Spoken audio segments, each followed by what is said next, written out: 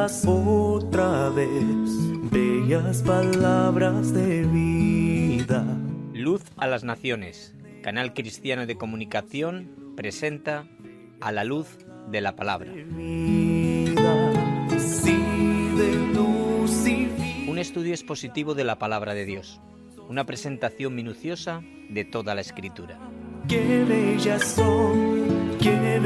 son, bellas palabras de vida. Porque es inspirada por Dios y útil para enseñar, para redarguir, para corregir, para instruir en justicia, a fin de que el hombre de Dios sea perfecto, enteramente preparado para toda buena obra. Carta de Santiago por Loel Bruckner. Jesucristo a todos da bellas palabras de vida. Él llamándote hoy está, bellas palabras de vida. Hermanos míos, ¿de qué aprovechará si alguno dice que tiene fe y no tiene obras? ¿Podrá la fe salvarle? Carta de Santiago, capítulo 2, versículo 14. Qué bellas son, bellas palabras de vida. Qué bellas son, bellas palabras de vida.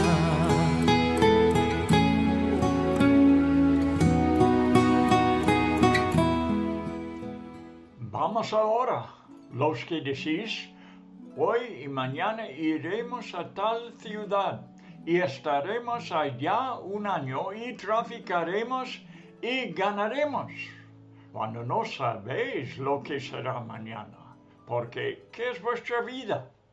Ciertamente es neblina que se aparece por un poco de tiempo y luego se desvanece.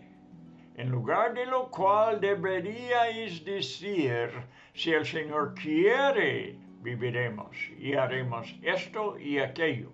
Pero ahora os jactáis en vuestras soberbias. Toda jactancia semejante es mala. Y al que sabe hacer lo bueno y no lo hace, le es pecado.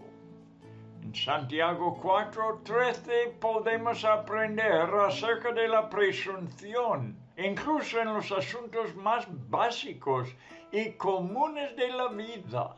Posible con tales temas ir más allá de nuestros derechos y empezar a tomar el papel de Dios o desplazar a Dios con nuestros planes y agendas. Observa como Santiago dice que no nos toca a nosotros decidir cuándo. Vamos ahora los que decís hoy y mañana iremos a tal ciudad. No nos toca a nosotros decidir dónde, tal ciudad. No nos toca a nosotros decidir cuánto tiempo, un año. No nos toca a nosotros decidir lo que haremos, traficaremos. Finalmente no nos toca a nosotros predecir los resultados de los planes. Ganaremos. Todo eso está en versículo 13 delante de nosotros. A nosotros no nos toca reconocer que en el día de nuestra salvación nos rendimos al señorío de Jesucristo. Y al rendirnos, incluimos cómo viviríamos nuestras vidas cotidianas según su voluntad. Santiago nos dice que debemos estar continuamente conscientes de su reino y propósito soberanos en y por qué de nosotros, en y por medio de nosotros. Sin duda, esta actitud es para nuestro propio bienestar, porque Dios es totalmente conocedor del futuro y nosotros estamos muy limitados sobre ello. Nos revela que tan frágil y corta es la existencia humana, comparándola con una neblina, vapor, ni sólido, ni líquido, sino simplemente un gas, el gas es el menos estable de los tres estados de la materia. Santiago lo define muy bien: se aparece por un poco de tiempo y luego se desvanece. El vapor sale de un hervidor y rápidamente desaparece. El Espíritu Santo nos dice por medio de Santiago que debemos vivir siempre conscientes a esta verdad. Muy buenas tardes, amigo oyente. En el gran capítulo 10 de Romanos, Pablo nos enseña que la salvación ocurre cuando hacemos dos cosas. Uno, confesar con la boca que Jesús es Señor, y dos, creer con el corazón que Dios le levantó de los muertos.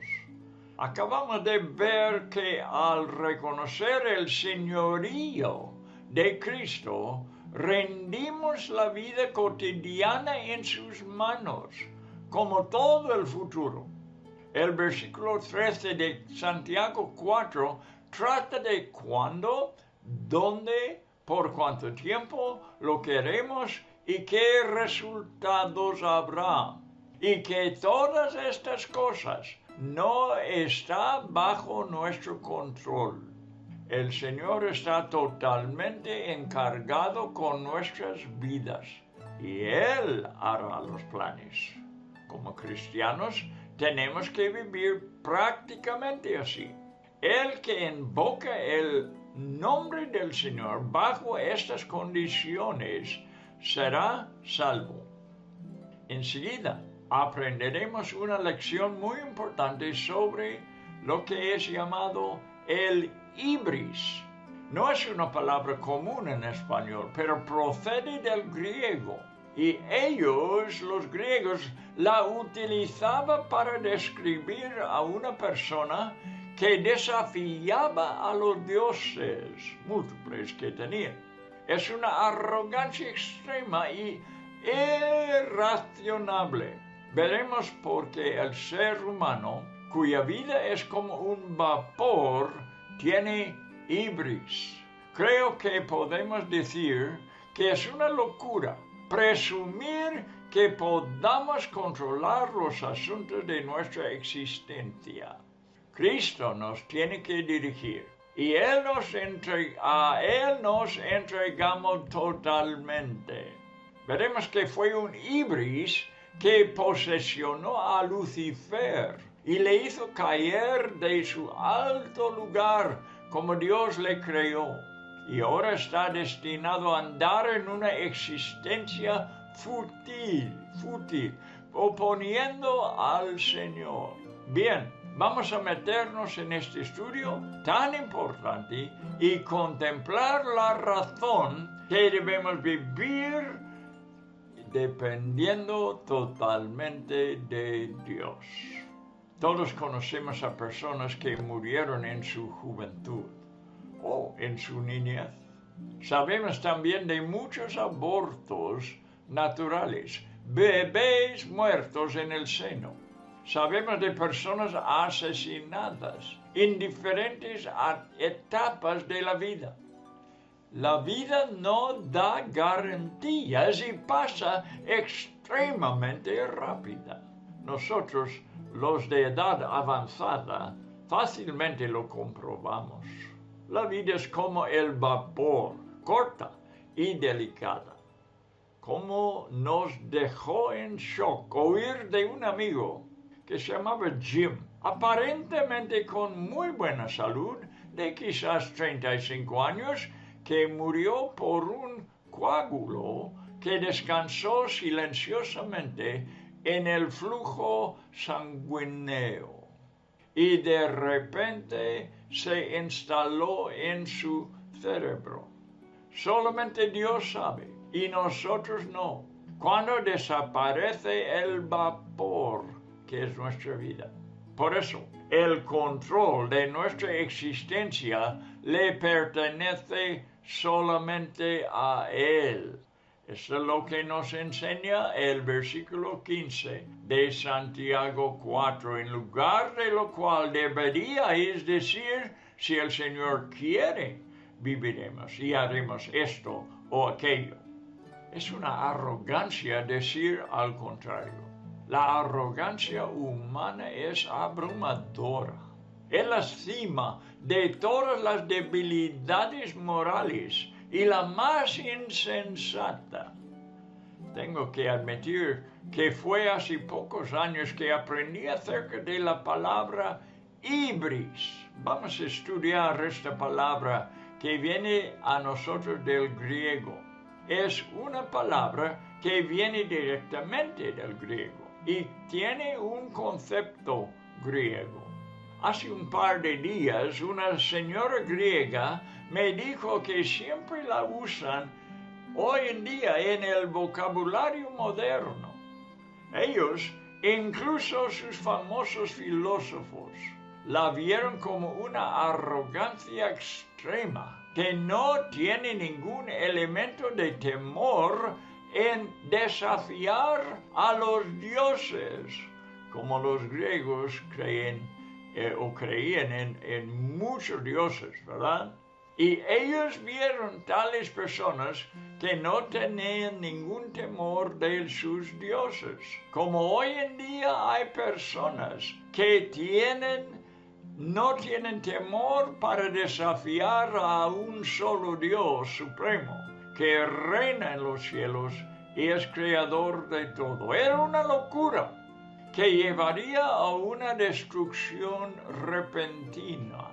Bueno, dejaremos a los antiguos griegos con su politeísmo y consideraremos el hecho de que seres humanos, débiles y pequeños que son, no tengan miedo de desafiar al Dios vivo y verdadero que creó el universo.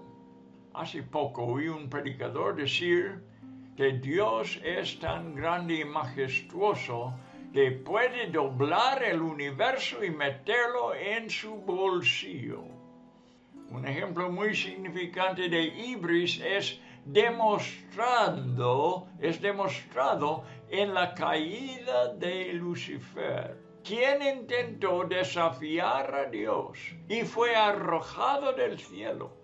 Ibris es una extrema arrogancia irrazonable que creo tiene un sinónimo que acabo de usar: la locura.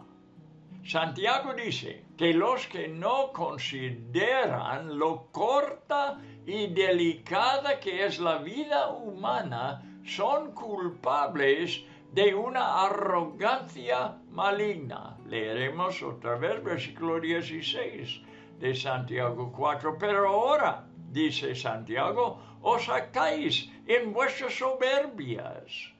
Toda jactancia semejante es mala. El ignorante pagano, existiendo en una jungla, con su mentalidad y manera de vivir primitivas, por supuesto es un pecador. Sin embargo, su culpabilidad no puede ser comparada con la del pretendido cristiano, en comillas, que se ha acostumbrado a vivir bajo la bandera de la verdad. Se encuentra dentro de, como dice en 1 de Timoteo 3:15, dentro de la iglesia del Dios viviente, columna y baluarte de la verdad. Vive ligera y frívolamente en este ambiente solemne, aunque está muy destituido de la gloria de Dios. Jamás se ha rendido al Señor, sino que sigue rindiendo servicio a su ego. Quiero recibir lo más posible de la naturaleza benevolente del Omnipotente, pero sigue con un estilo, quiere recibir lo más posible de la naturaleza benevolente del Omnipotente esa persona, pero sigue con un estilo de vida en esa felicidad que no tiene en cuenta los resultados. Sí, sabe hacer el bien, pero juega trivialmente con su alma, sin involucrarse en los asuntos serios de la vida. Su destino es muchísimo peor que el del pagano ignorante que vive en la jungla y que nunca supo que había un creador a quien rendir cuentas. 17 de Santiago 4 dice: al que sabe hacer lo bueno y no lo hace, le es pecado. No quisiera estar refiriéndome a estas actitudes peligrosas sin dar la oportunidad a algún lector que necesite despertar a su condición. He mencionado los que asisten a la iglesia e incluso miembros que por su propia falta de cuidado y atención están todavía fuera de la salvación de Cristo. ¿Eres tu amigo? Tengo que preguntar. ¿Estás presumiendo de estar en el cristianismo sin arrepentirte y rendir tu vida a Cristo? ¿Estás presumiendo de estar en el cristianismo sin arrepentirte y rendir tu vida a Cristo? ¿Tienes planes de ir hoy o mañana a algún lugar con el propósito de obtener ganancias? ¿Estás en el centro de los propósitos eternos de Dios o estás a la deriva en tu propia voluntad como un barco sin vela? Amigo, te digo, despiértate y atienda a tu salvación inmediatamente. Vamos a proseguir al último capítulo de Santiago, ahora capítulo 5. Vamos a hablar de lo que Santiago dice en cuanto de salvar un alma de la muerte. Santiago advierte a los ricos y prósperos en esta porción de la Escritura y vamos a escuchar sus palabras. Acuerde, amigo mío, que estamos tratando ahora la palabra de Dios directamente del versículo 1 hasta 6 de Santiago 5.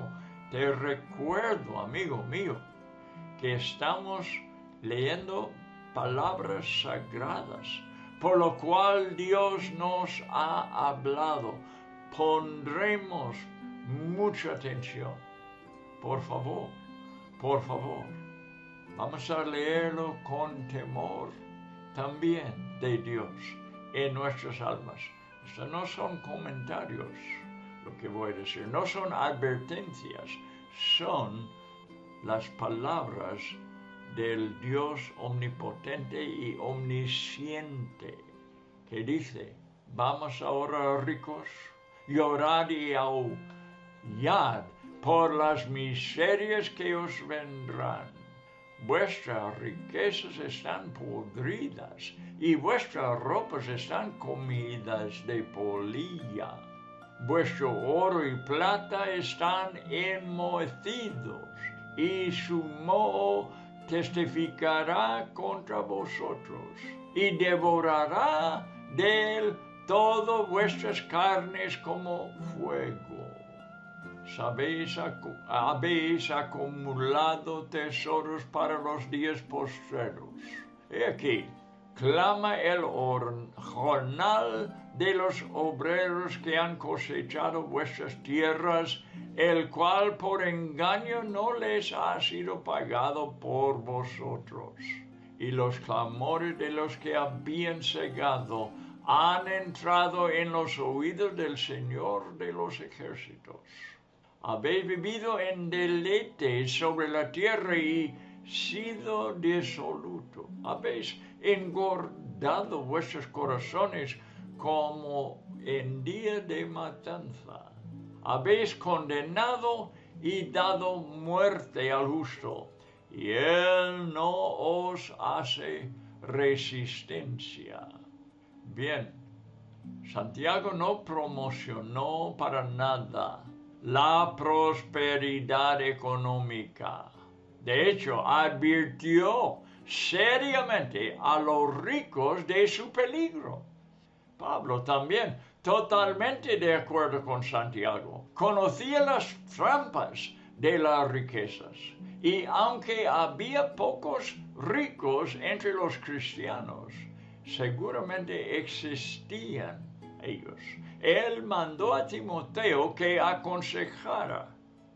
Primero de Timoteo 6, desde versículos 17 y 19. Vamos a leer. A los ricos en este mundo, enséñales que no sean altaneros, ni pongan su esperanza en la incertidumbre de las riquezas, sino en Dios, el cual nos da abundantemente todas las cosas, para que las disfrutemos. Enséñales que hagan bien, que sean ricos en buenas obras, generosos y prontos a compartir, acumulando para sí el tesoro de un buen fundamento para el futuro, para que puedan echar mano de lo que en verdad es vida.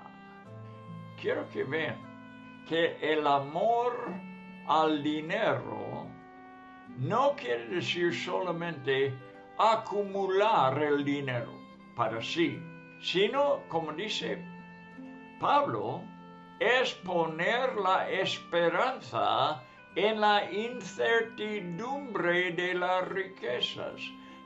Este es amar al dinero, poner la esperanza en las riquezas. Ese es un mal sustituto para la confianza en Dios. Hay cristianos que han escuchado este consejo, han sabido usar bien su fortuna y Dios les ha utilizado maravillosamente para avanzar sus propósitos. Así no es mala la riqueza, pero cuidado que no lo usamos o pensamos en el dinero como una manera de confiar en estas cosas. Sin embargo, en Timoteo, el mismo capítulo 6, 5 hasta 11, primero de Timoteo 6, 5 hasta 11, Pablo enseña clara y brevemente a Timoteo acerca de la posición cristiana en cuanto a la prosperidad terrenal. Empezó su doctrina escribiendo acerca de las, disputas necias de hombres corruptos de entendimiento y privados de la verdad, que toman la piedad como fuente de ganancia. Merece la pena investigar esta porción de escritura. Versículo 5 enseña que los hombres que se aprovechan económicamente del cristianismo tienen una mentalidad corrupta, se alejan de la verdad y emplean medios torcidos. Dice Pablo, apártate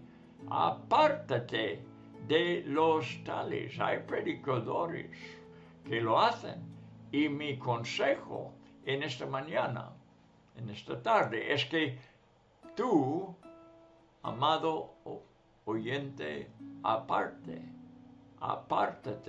de los tales predicadores. Te engañan. Los cristianos, especialmente los que están en el ministerio, tienen que alejarse de esta práctica. No es legítimo, no es cristiano.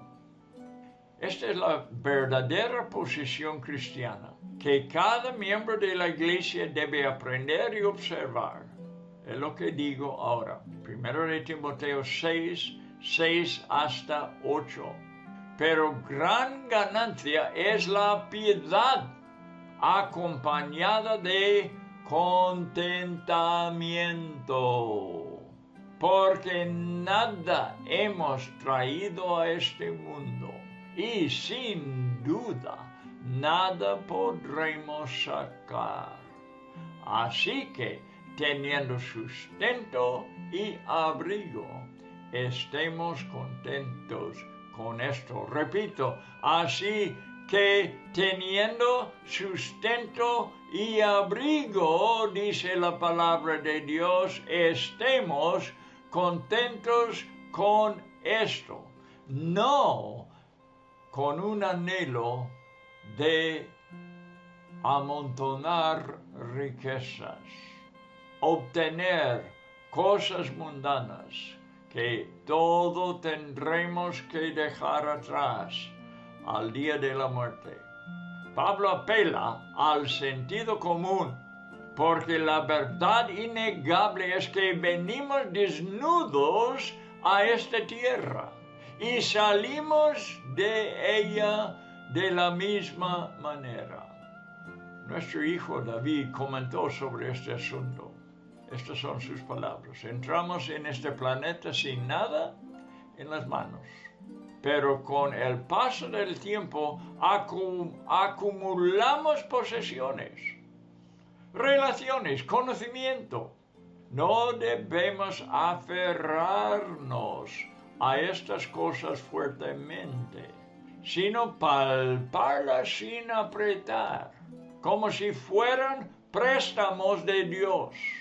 Porque cuando dejemos esta tierra, nuestras manos estarán vacías otra vez. Fíjate esta expresión que pronunció nuestro hijo David. La mortaja no lleva bolsillos. Es una verdad. La mortaja no lleva bolsillo. No vamos a llevar nada con nosotros a la eternidad. Las preocupaciones por las cosas temporales deben ser secundarias para los cristianos, que deben concentrarse en las cosas celestiales y eternas. Y mientras habiten en esta tierra, han de estar contentos con tener alimento y abrigo. La Biblia deja claro que la opinión opuesta es un error.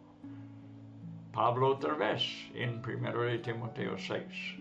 Este es el versículo 9. Y dice, porque los que quieren enriquecerse caen en tentación y lazo, y en muchas codicias necias y dañosas, que hunden a los hombres en destrucción y perdición. Esta es lo que hace la codicia, el deseo de enriquecerse. La próxima vez que tú escuchas un predicador en la radio o en persona o en la televisión decir que tú debes ser rico, acuérdate de lo que hemos leído en la palabra de Dios por el apóstol Pablo. Porque los que quieren enriquecerse caen en tentación y lazo y en muchas codicias necias y dañosas que hunden a los hombres en destrucción y perdición. No leo nada aquí en cuanto de salvación para los que quieren enriquecerse. No puedo entender cómo los predicadores de la prosperidad pueden eludir la enseñanza apostólica. He dicho por muchos años que solamente la naturaleza caída de Adán responde a este mensaje. La nueva criatura en Cristo no lo hace. Con el tiempo, los que enseñan esta doctrina han añadido detalles más y más ridículos, de modo que ha llegado a ser ya una herejía.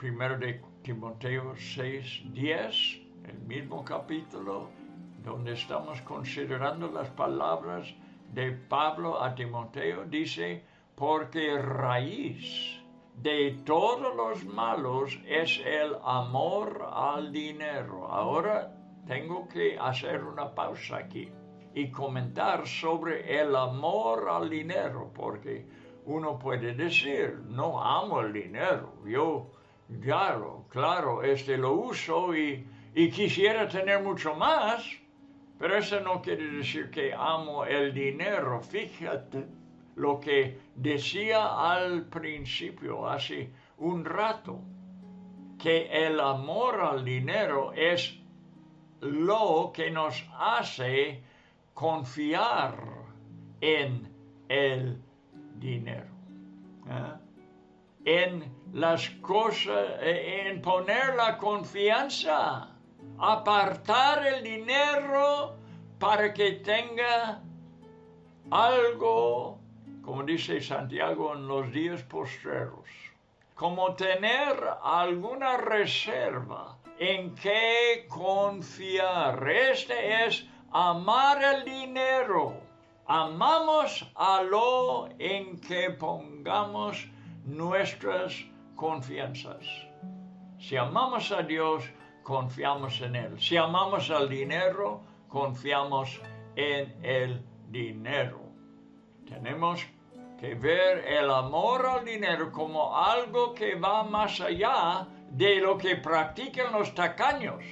Una persona ama y codicia las cosas en las que pone su confianza. Volvamos a 1 de Timoteo 6, 17, para ver el mandamiento de no poner la esperanza en las riquezas. Hacerlo es un acto de idolatría. Vamos a leerlo. 1 de Timoteo. Creo que no lo hemos mencionado este versículo. 1 de Timoteo, capítulo 6, donde hemos estado. Ahora vea el versículo 17. A los ricos de este siglo mande que no sean altivos, ni pongan la esperanza en las riquezas, las cuales son inciertas, sino en el Dios vivo. ¿Ves el alternativo? ¿Ves cómo se reemplaza la confianza en Dios en la confianza en las riquezas? Sino en el Dios vivo, que nos da todas las cosas en abundancia para que las disfrutemos. Le he leído antes, ya lo sé, pero quería repetirlo para que quede grabado en nosotros, ya que a nosotros vienen tantas enseñanzas falsas sobre acumular dinero. Es una vergüenza que el cristiano ponga la confianza en dinero en lugar de ponerla en Dios solamente. Porque raíz, 1 de Timoteo 6:10, de todas las males es el amor al dinero, el cual, codiciando a algunos, se extraviaron de la fe. No puedes tú andar en la fe con esta codicia. Y fueron traspasados de muchos dolores. Hacerlo es un acto de idolatría. Recuerda que Jesús nos enseñó que no nos afanáramos o preocupáramos por las cosas básicas de la vida, porque nuestro Padre Celestial se preocupará de nosotros si buscamos su reino sobre todas las demás cosas. Este es exactamente el asunto con el que Pablo reta al joven Timoteo en el último versículo 11 de esta porción. Mas tú, oh hombre de Dios, huye de estas cosas y sigue la justicia, la piedad, la fe, el amor, la paciencia, la mansedumbre. No las cosas materiales, sino las cosas espirituales, no las cosas de la tierra, sino las cosas del cielo. ¿Cómo nos enseñan los falsos maestros? Que debemos pedir de Dios coches, no solamente coches, Mercedes, y de los mejores modelos, y cómo ellos vuelan en sus propios aviones, ricos, con algunos de ellos con más que una casa, 2 o 3 casas, millonarios. No es malo ser millonario, no es malo ser rico. Lo que es malo es confiar en las riquezas, amarlas, amar a las posesiones temporales, cuando tenemos riquezas incomparables en el cielo. Si no lo creemos, a lo mejor vamos a buscar lo que hay en esta tierra. Pero si creemos la Biblia, esperaremos las riquezas verdaderas que hay en el cielo. Tenemos que enfrentar brevemente la falsa enseñanza que sugiere que Cristo fue rico. ¿Lo has escuchado? Yo sí.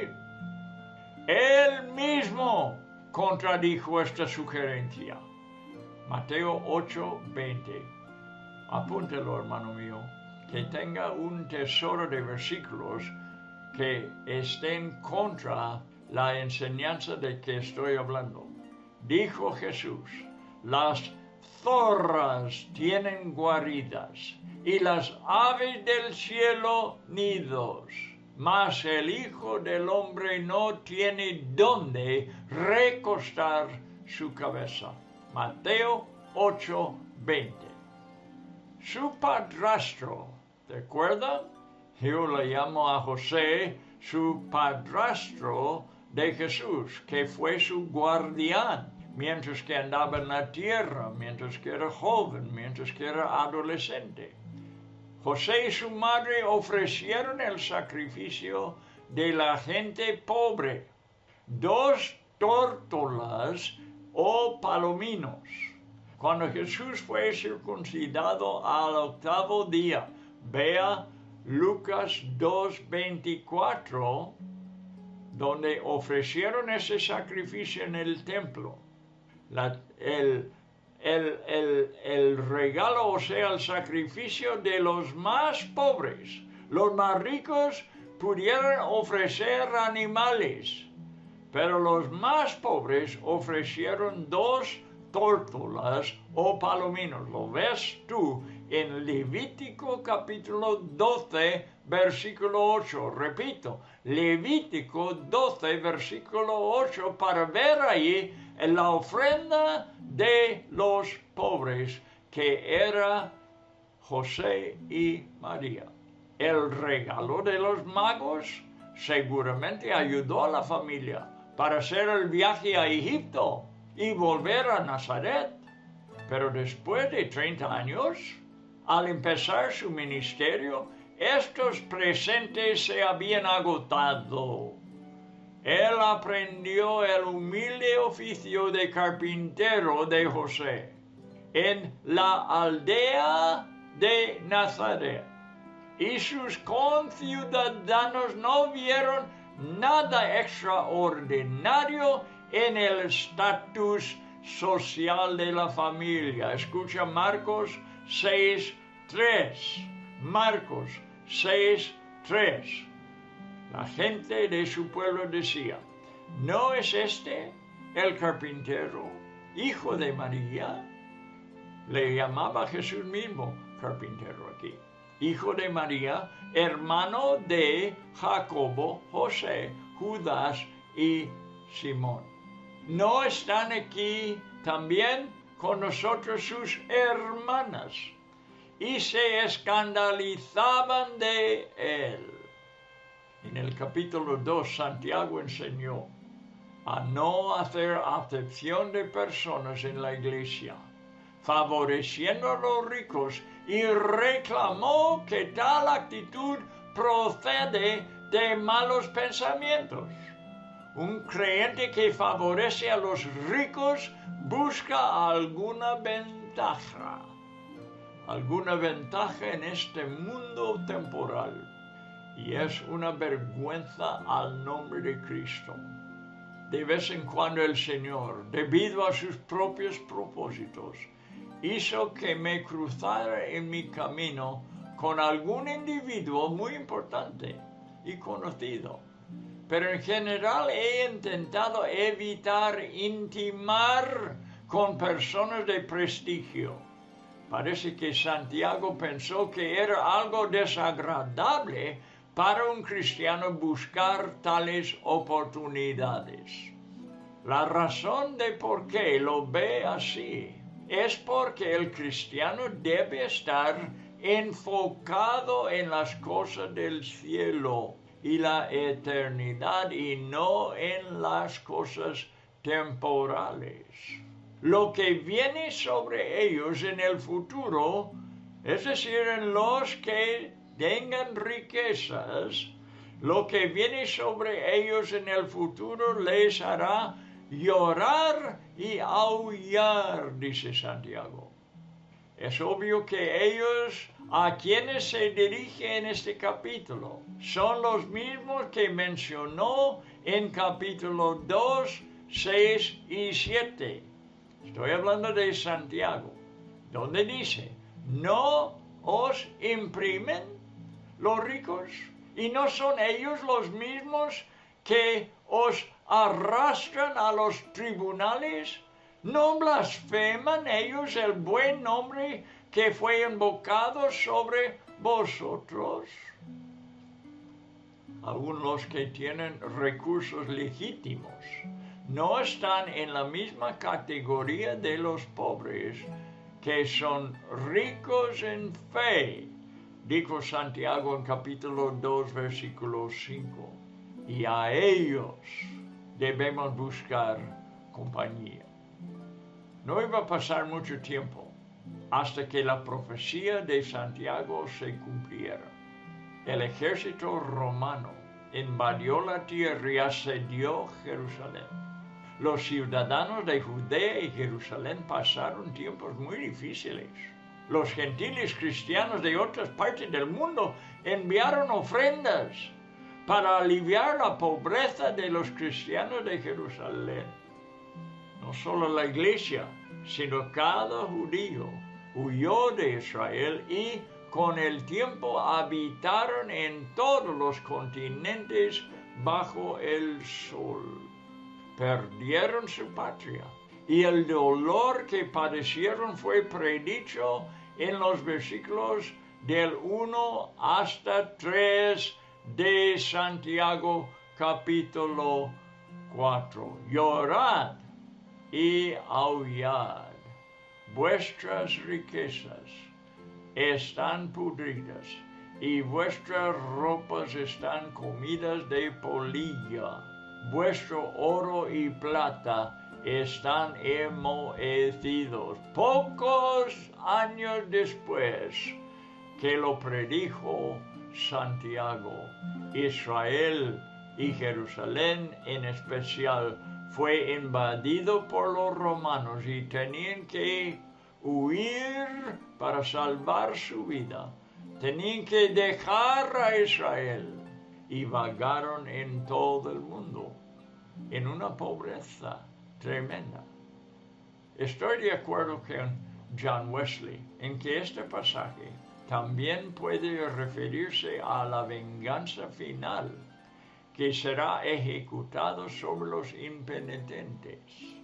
Es especialmente una tontería amontonar tesoros sabiendo las calamidades que acontecerá en los días postreros. Es especialmente una tontería, sabiendo los días en que estamos nosotros viviendo. En el caso de Israel, un poco más tarde, perdería su nacionalidad aún, teniendo que dejar atrás sus propiedades, casas y posesiones en el tiempo de Santiago. Yo creo que es la obligación de cada predicador de la Biblia insistir en que el pueblo de Dios ya está viviendo en los días postreros. Actualmente estoy haciendo un programa de radio llamado La Iglesia y las Últimas Cosas. Pasará todas las semanas, lo puedes escuchar.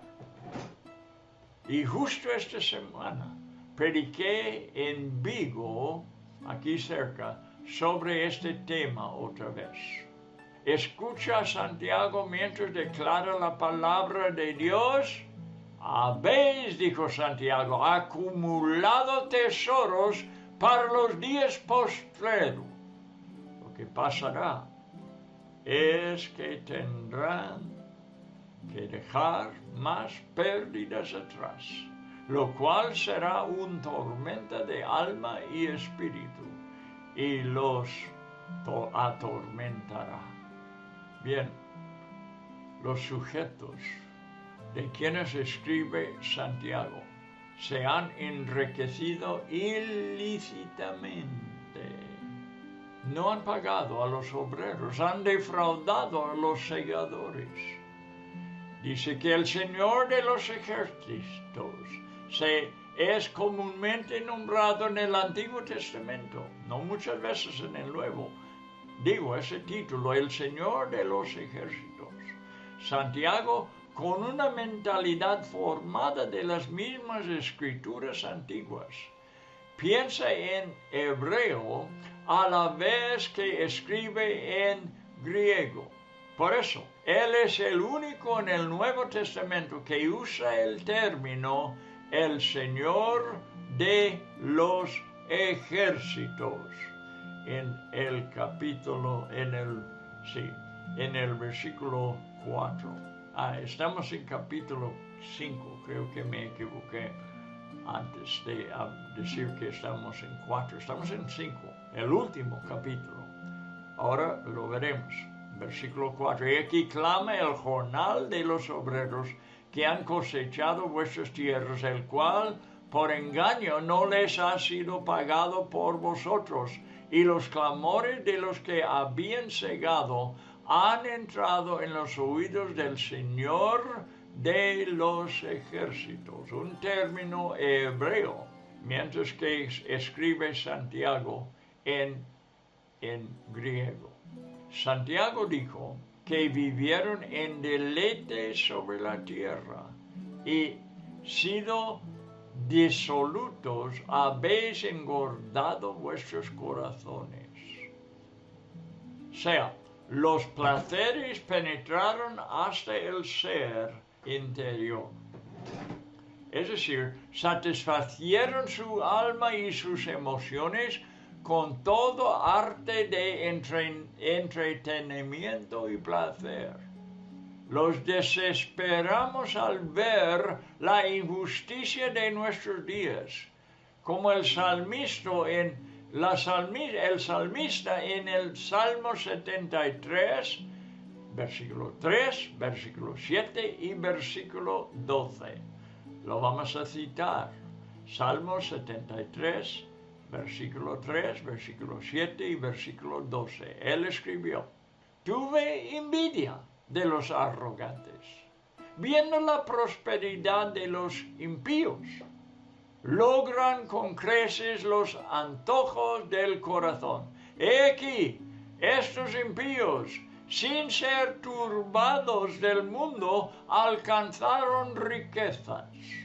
Entonces Dios abrió los ojos del salmista, hasta que, cito Salmo 73, ahora versículo 17 hasta 19. Más tarde, Dios abrió los ojos del salmista hasta que, entrando en el santuario de Dios, comprendí el fin de ellos. En asolamientos los harás caer. ¿Cómo han sido asolados de repente? Perecieron, se consumieron de terrores. Los ricos han llevado a los justos a juicio y los han visto ser condenados y ejecutados sin resistencia por su parte. Dice Santiago 5:6. Los justos han puesto su sufrimiento en las manos de Dios para que Él haga justicia. Y Jesús vendrá con sus ejércitos del cielo para vengarlos. Con este pensamiento dejamos el estudio de hoy. Muy instructivo. Quizás no un motivo, mucho motivo para ánimo, pero es una verdad. Y las verdades pueden animarnos y pueden desanimarnos. Pero el asunto es que Dios siempre nos habla la verdad, porque Él es fiel. Y nos habla de cosas negativas para que las evitamos. ¿Ves? Es fiel el Señor con nosotros, nos instruye en los buenos caminos. Nos está desanimando de buscar las cosas de la tierra y poner la mirada en las cosas del cielo. Las riquezas eternas nos deben animar.